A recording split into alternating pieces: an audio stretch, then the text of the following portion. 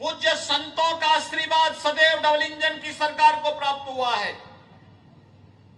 और इसीलिए मैं आज कर्नाटक के पूज्य संतों से भी अपील करूंगा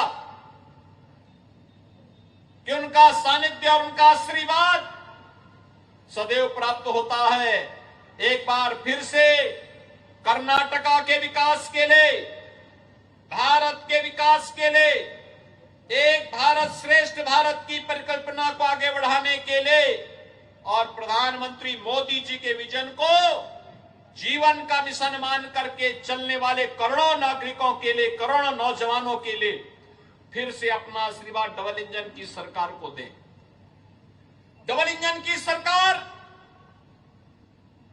प्रत्येक सेक्टर में सबका साथ, सबके विकास के भाव के साथ कार्य करने वाली सरकार है। सबके साथ, सबके विकास, सबके विश्वास और सबके प्रयास को आगे बढ़ाने वाली सरकार है। जिस अयोध्या में भगवान राम के अस्तित्व पर कांग्रेस के लोग प्रश्न चिन्ह खड़ा करते थे, प्रभु की लीला देखिए, आज वह कांग्रेस के अस्तित्व पर ही प्रश्न खड़ा हो रहा है। प्रभु राम अपने मंदिर में विराजमान होने जा रहे हैं। यही तो लीला है प्रभु की।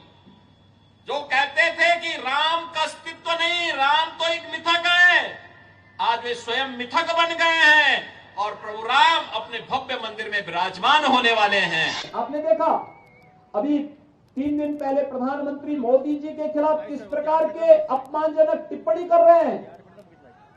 क्या इस उम्र में खड़गे जी को ये सब शोभा देता है? क्या ये शोभा देता है? ये दिखाता है कि कांग्रेस हार रही है और उनके पुत्र की जमानत जब्त हो रही है।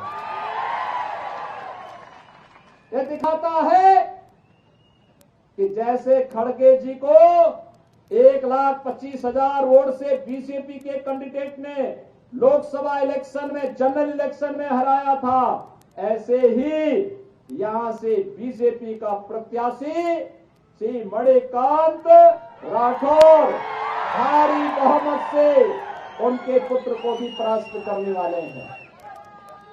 भाइयों बहनों, प्रधानमंत्री का अपमान राष्ट्र का अपमान होता है। खड़गे जी कांग्रेस के अध्यक्ष होने के बावजूद प्रधानमंत्री जी के प्रति अपमानजनक टिप्पणी करते हैं। ये भारत का अपमान करते हैं, भारत की 140 करोड़ जनता का अपमान करते हैं। और इसलिए भारत का अपमान करने वाले किसी व्यक्ति को हमें स्वीकार नहीं करना चाहिए। भारतीय जनता पार्टी बीजेपी परिवारवाद को प्रश्रय नहीं देती, जातिवाद को प्रश्रय नहीं देती, छुआछूत और अस्पृश्यता के भाव को किसी भी प्रकार से प्रश्रय नहीं देती। आखिर भगवान राम ने माता सबरी के जूठे बेर तो यहीं पे खाए थे ना। भगवान राम और हनुमान जी की मैत्री यही हुई थी ना। और यही नहीं, 28 अप्रैल की तिथि यहां के लोग बाबा साहब भीमराव अंबेडकर जी के यहां आगमन की स्मृति में उनके पावन तिथि के रूप में मनाते हैं। बाबा साहब भीमराव अंबेडकर को सही मायने में सम्मान किसने दिया? प्रधानमंत्री मोदी जी ने। बाबा साहब भीमराव अंबेडकर से जुड़े हुए महत्वपूर्ण 5 स्थानों को पंच तीर्थ के रूप में विकसित किया बीजेपी ने, प्रधानमंत्री मोदी जी ने। उनकी जन्मभूमि मऊ मध्य प्रदेश को भव्य स्मारक के रूप में बदल करके,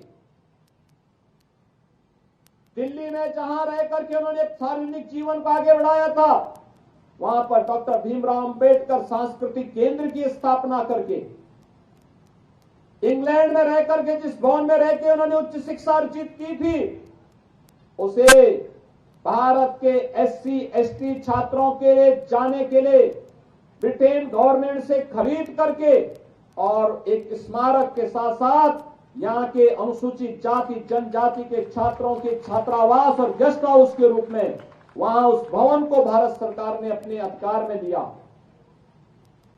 नागपुर में उनकी दीक्षा भूमि को और मुंबई की चैत्य भूमि को पंच तीर्थ के रूप में विकसित करने का काम डबल इंजन की बीजेपी की गवर्नमेंट ने किया है।